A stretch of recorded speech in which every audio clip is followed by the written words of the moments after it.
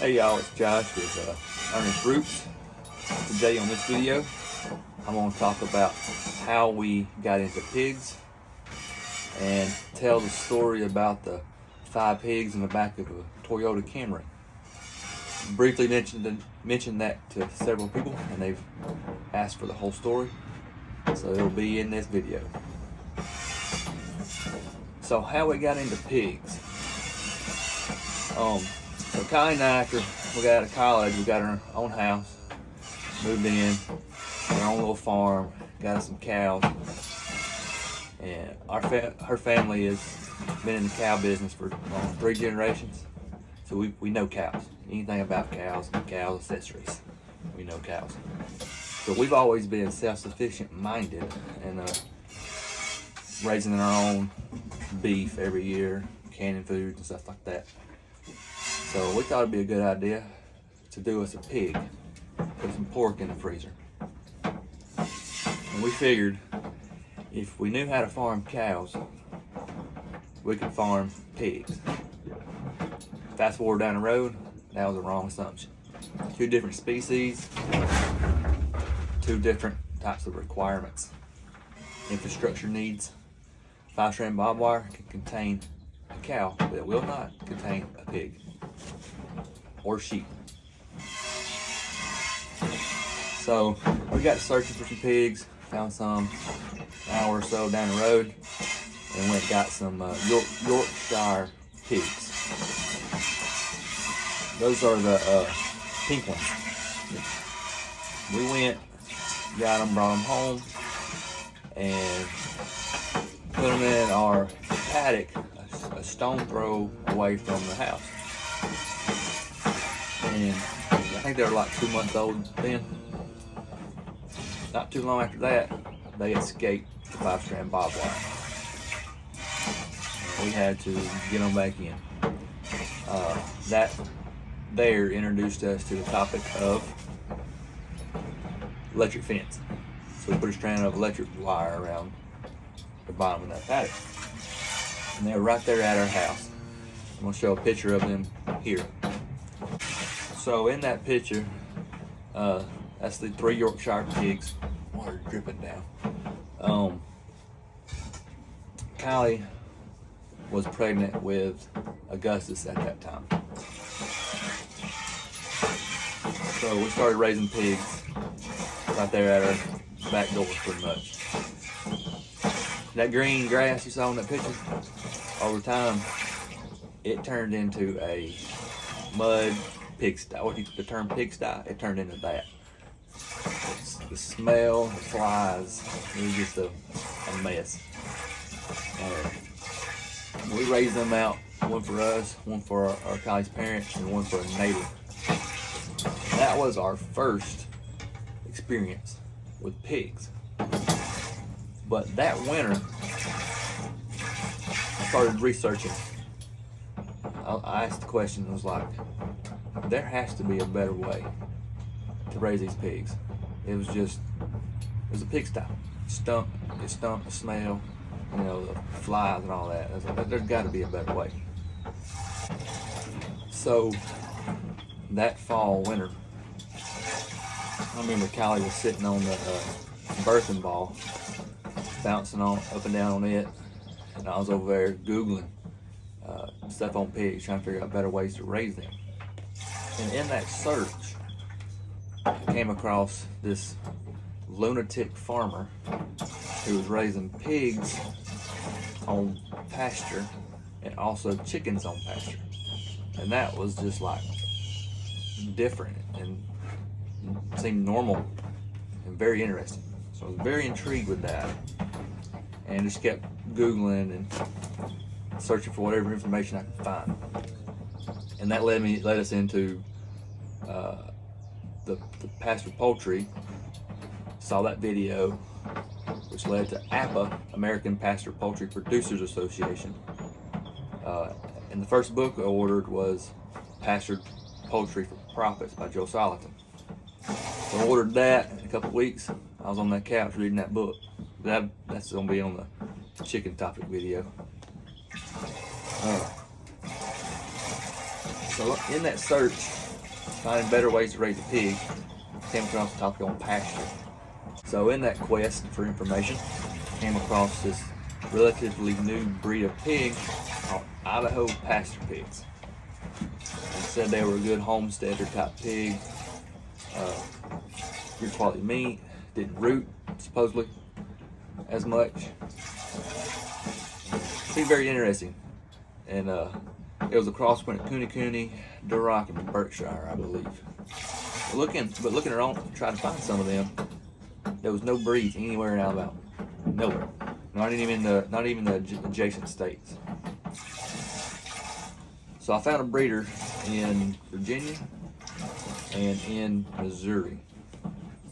I called that farm up in Missouri and put a deposit down on 1 boar, 2 sows, and 2 feeder pigs. And when they were about 8 weeks old, we headed out to Missouri to get those pigs. Now, before we left, the plan was I was going to drive my truck to Missouri. And brother-in-law Andrew, he was going to go with me, and he had a good idea. He was like, "We're going to save some gas. Let's drive my car." His car was a Toyota Camry. It was a pretty good looking car, new at that time. Good on gas, it was. So it was, all right, let's do that. And so we put some dog crates in his Camry and headed off to Missouri. On the way there, somewhere in Missouri, we stopped off the side of a dirt road and had to take a leap behind some bushes and unintentionally caused the buffalo stampede. Apparently we were on an Indian reservation, some reserve, so that was pretty neat.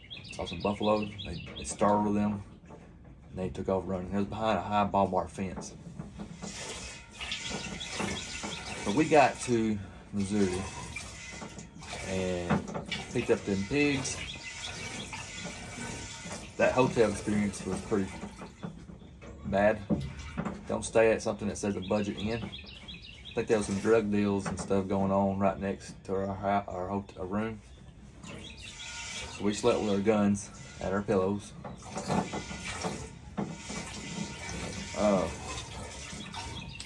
So we got the pigs and headed off to Alabama. Not too long after that, going down the road, those pigs got car sick, coming out both ends. So we had to stop and clean that up. It happened multiple times. It smelled awful. We rode the windows down the whole way. Had to stop multiple times to clean them. That 12-hour trip turned to like 14 hours, 15 hours, something like that. A lot longer. So we got the pigs home, put them in that paddock right there at the house. We'd still had that electric wire around it. And before we left, we put electric wire around the perimeter of our 2-acre pasture. And we was gonna rotate them pigs in that pasture. We unloaded them in that pen and got them settled and everything, and went to bed. The next morning, we go out there, 4 pigs were missing. So that electric wire was, the pigs were small, a lot smaller than those Yorkshires. That electric wire wasn't tall enough. So the 4 littlest pigs left their fat brother in the pen, and they were gone. And we went searching all over the place. Couldn't find them. After several hours of work searching, we found them across the road. Followed the trail and then rooting around.